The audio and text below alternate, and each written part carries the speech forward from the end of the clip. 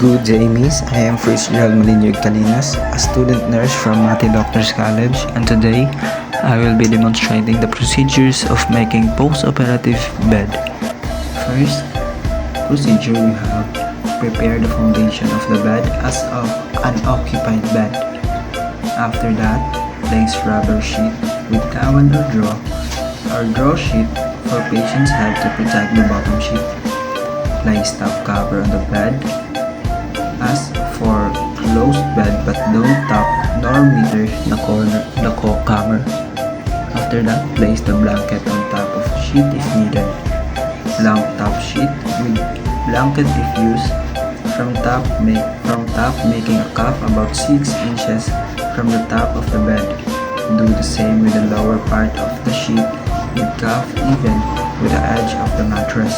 After that, fold the top cover to the side or foot of the bed.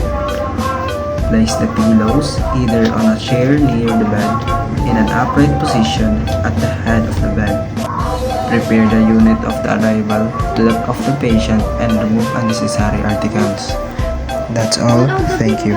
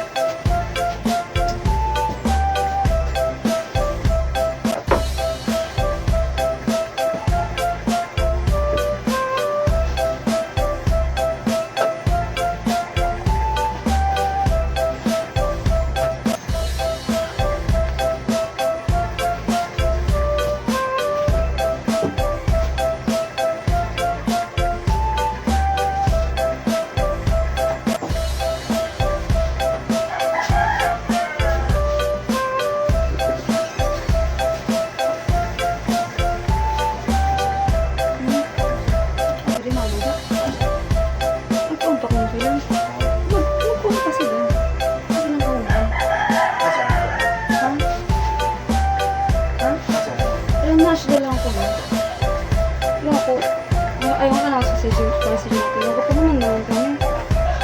Sa kuman ako, gamit namin ang option.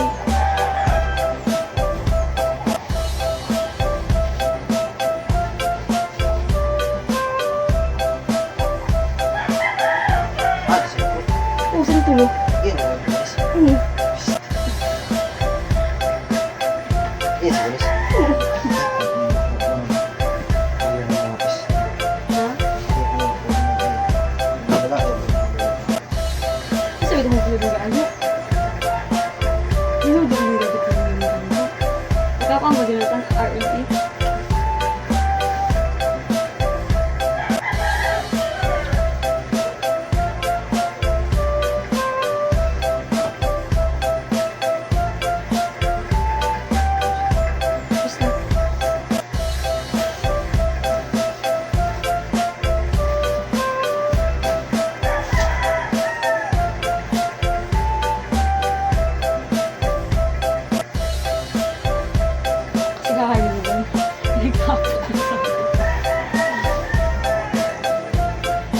Nag-uot ka sa hanapan.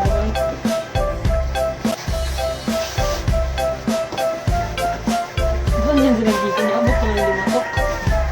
Kaskasa mo na yun. Wala ka na naman. Wala pa. Isa ko man. Ayaw ka naman nila nag-procedure. Ano pa procedure? Ano lang ang pang YouTube? Ano naman naman sa YouTube? Sa voiceover lang naman. Hindi ka kuya naman naman yun. At sabi ni Jonathan, kumanda ka mo. Isa ko man.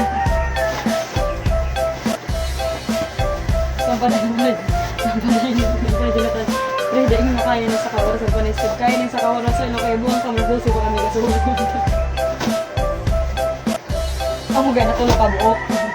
Hindi sa akin, wala pa ka mataas, baby.